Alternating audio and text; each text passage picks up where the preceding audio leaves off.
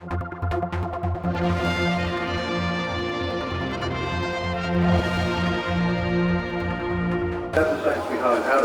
just looked to me. So, here we are, 2002, and TT's back. What does it feel like? Wonderful, especially in view of what happened last year with the foot and mouth. I think in a way it's given the TT a bit of a boost, really. I think so many people have missed it that they have come back for sure this year. I must admit that when it all happened last year and it was stopped for the season, so to speak, I was a bit bothered about what effect this would have on the future, whether it would be the thin end of the wedge. Because, let's face it, there are always some people who would like to see it stopped. Thank goodness the majority love it, and it's just great to be back here and on a beautiful day as well. Take us back to your early days. How's it all changed? Oh, chalk and cheese. The racing itself is so different. The bikes are entirely different with their big fat tyres and disc brakes and fantastic power, just about 3 times the power that the last machine I rode had. The only slight fly in the ointment, I think, is the backup side of things. You know, things like no proper toilets, which perhaps isn't the right thing to say, but nevertheless, it's something that the government should do something about. I mean, it's an incredible thing that their hospitality suite, which is a government building, which is used every year, has no toilet in it. That is bizarre. It is bizarre, yes, absolutely. I mean, it wouldn't be allowed if you or I wanted to run a hospitality suite here. The first thing they'd do is jump down on us because we didn't have any toilets. Anyway, TT then and now, your heyday and all that, do you still miss the buzz of it? Yes, in a way. I loved it while I could do it properly. I mean, it would be lovely to put the clock back, but can't we all say that? No, I did really love it. I think it was different in those days. Although the TT is still very much a traditional and unique race, it has changed quite a bit. Commercialism has started to creep in, and of course it's well and truly into the Grand Prix scene. In that respect, I'm glad I rode when I did. It was a lovely atmosphere. Everyone was friendly, all the riders were friendly to one another. They were very competitive in the race, but once the race was over, or before the race, we were all mates, so to speak. And it's very nice to be able to look back on that and realise just how nice it all was. Which year stands out in your favour?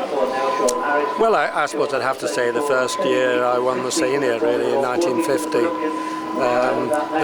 The worst year was definitely 54, and I thought I got a very good chance of winning on a redesigned Gilera.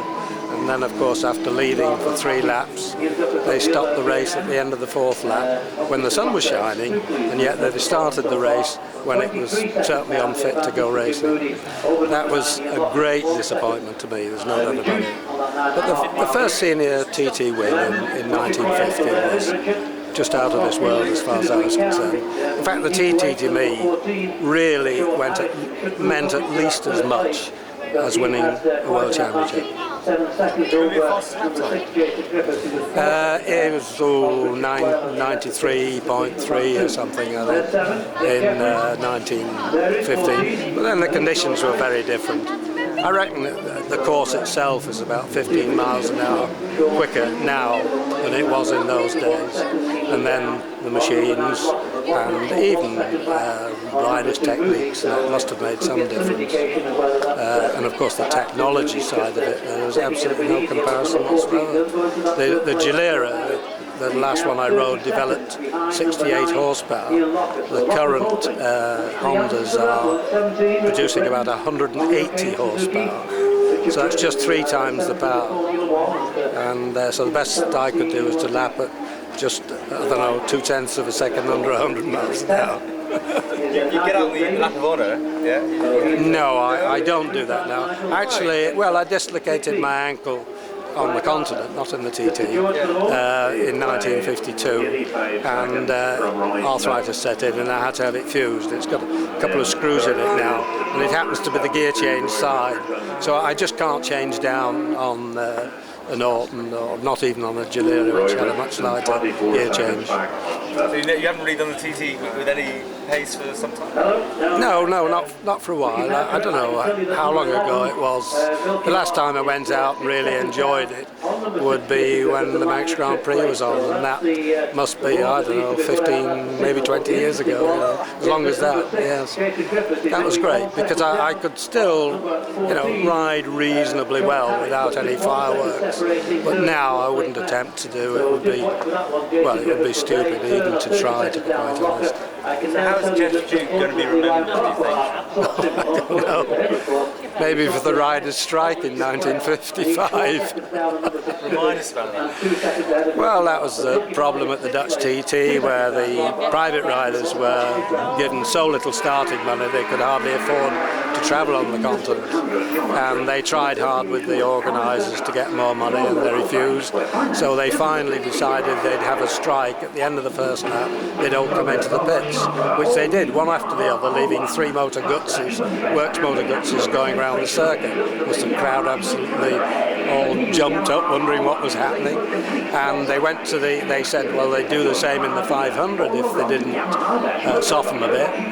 Went to the organisers, and they still refused to do it. So then, as well, I suppose one of the works riders, they came to me and said, would we support them? I had a word with the others, and they said yes, they would. Went back to the organisers again, and then they gave in.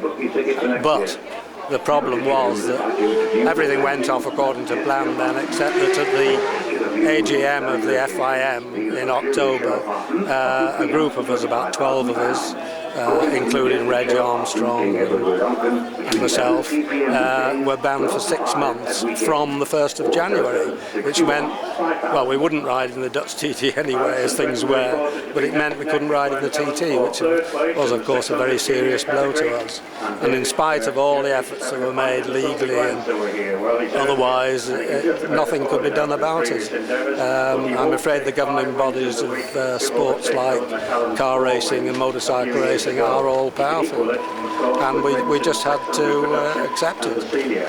But it did a lot of damage to motorcycle racing, to the enthusiasm of manufacturers, and I do feel that it had quite a bit to do with the withdrawal of manufacturers. That was Motor Guzzi, Gilera and Mondial, and should have been MV as well, but they reneged on the deal.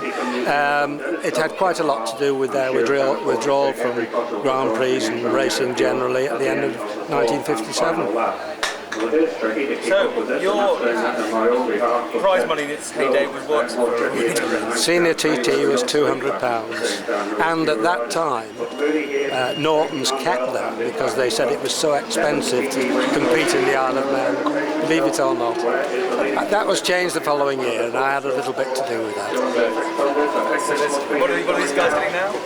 Well, all I know is that Duan, the Australian, who's never ridden here, was riding in Grand Prix, and he was the top man. He was reputed to be on $2 million a year, plus what he won.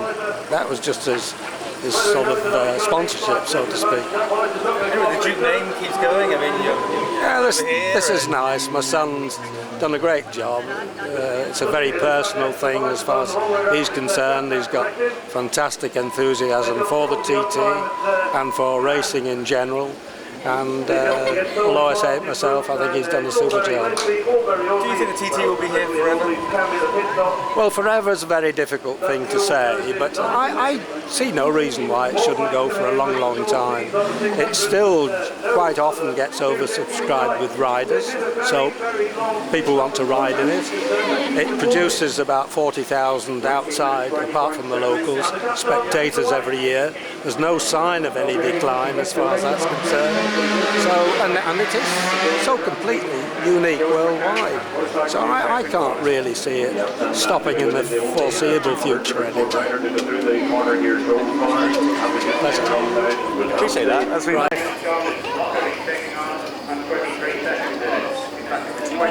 Officially or not? Like, no, you haven't. No. Where are you going? Let's go down to the shooting range. Yeah.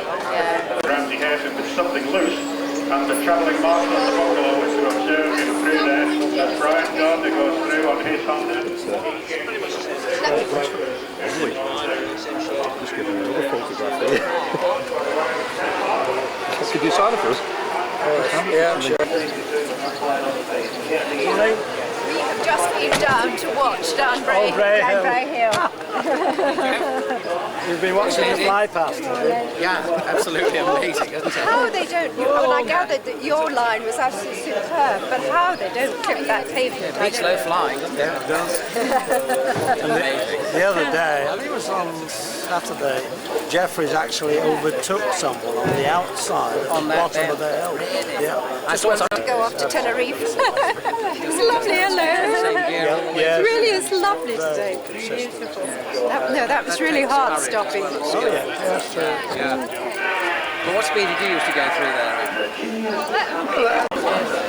It's unbelievable. I must say, as I said last night, my first TT experience, it is a certain magic about it, isn't there? You really can't guess until you actually see it. Exactly. Yes. It's right remarkable. And it's the crowds and the lights as we go along the streets. It's really quite unique. Yes. It is. And very good natured.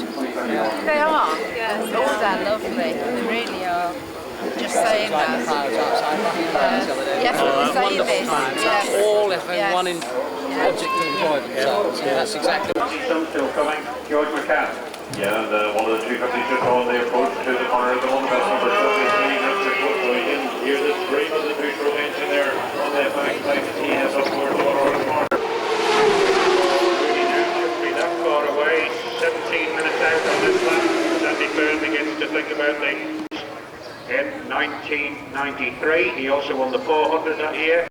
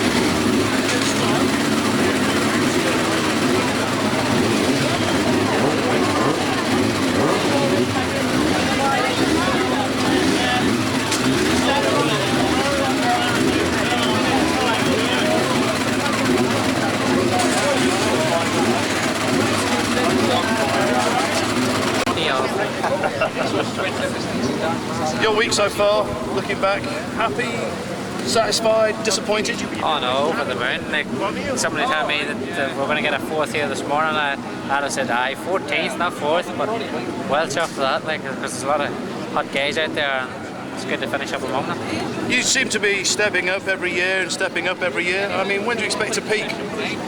Oh, I don't know. You can never put a time or a day on that there. It's just how you feel on the day, and if things go well, they go well, and if they don't, they don't. But nah, I'll not say nothing on that there part. Good man. All right, so that's the situation here for the moment. Down in we've got 13 minutes, in fact less than 13 minutes to go. The weather again, in fact the wind has picked up even more than it has since this morning, but again it wouldn't say it was windy. It's just a very nice breeze here. The sun's out, clouds in the sky, and conditions are perfect for going out, putting the bike through its paces, seeing what needs to be done, getting a feel for the machine, and getting it in tip-top condition for Friday's racing. Looking along, in fact, there's quite a number of machines now down in the whole mentioned Gary Clark as well. He's in there. Maria Costello as well, one of the women that are riding here this year. Maria's back at the TT. She's going out as well.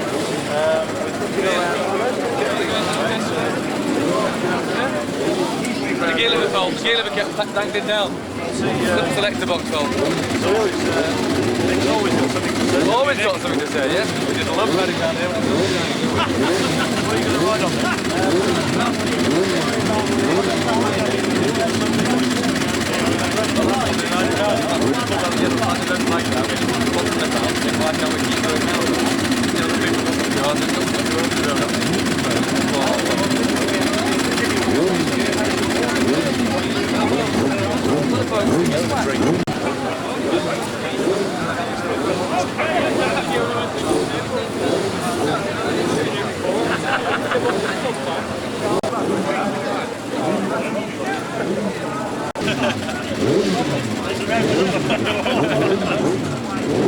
Come up again.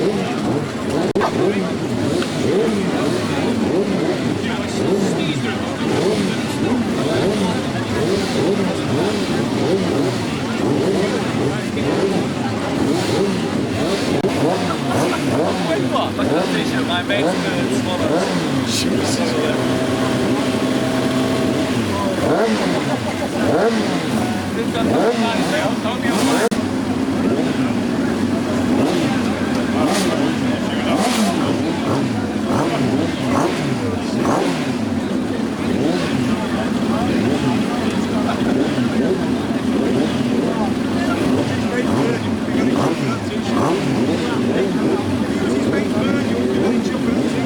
Oh, different way.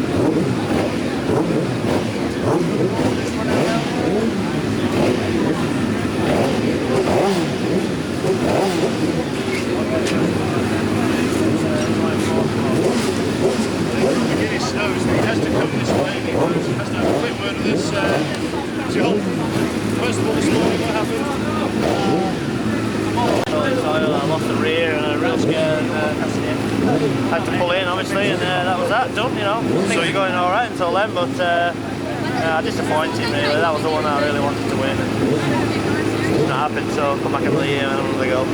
That explains the reason for the delay for the sidecars then as well, but now you've sort of got more time to do it, and you've got to be up there as well. You are one of the favourites for the honours on Friday. Yeah, I mean, you know, the 600 probably should go okay. We'll get a lap on it tonight, we'll get a lap on the big bike tonight, change one or two things, and hopefully it'll get a little bit better. And yeah, I apologise for the oil at the end of the Cronkavodi. I mean, my concern was to get off the bike straight away and run back up to the marshals to get an oil flag out. I understand Ian Duffus had a moment around there, but you know, that was out of my hands. But you know, that was the main concern, was to get the bike stopped and get an oil flag out. It was, you know, it was in a real dangerous, you know, position. But I attempted my underpants out first before I could do anything. So still a little bit of work to do, but the mood within the camp? Yeah, it's okay. I mean, nothing you can do about it. You know, that's racing, and you know, we've looked to fight another day, and we'll be back. Good. We hope to see you back, John McGuinness. Truly one of the top riders in recent years here in the Isle of Man. So, with 5 minutes to go, we'll briefly hand you back to Jeff Cannell at Motorcycle News Grandstand.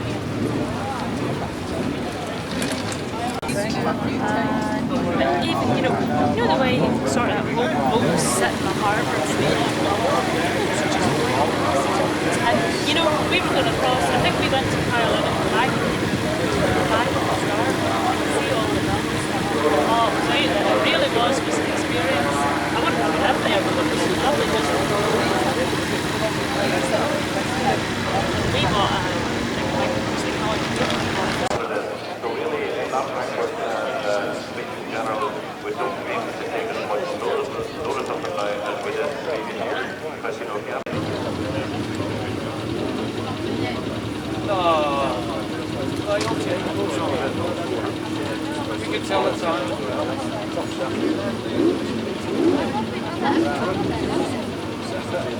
Yeah, that's a good hand with Mickey Mouse on it. Not a Mickey to up.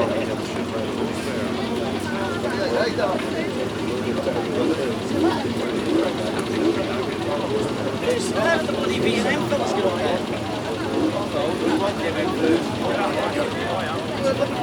Oh, I don't know. They've probably got to come round the gate. Let's fucking let them up.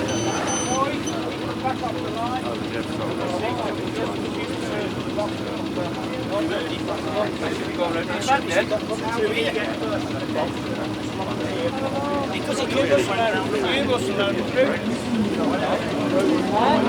I am around the room. He came through the bloody map.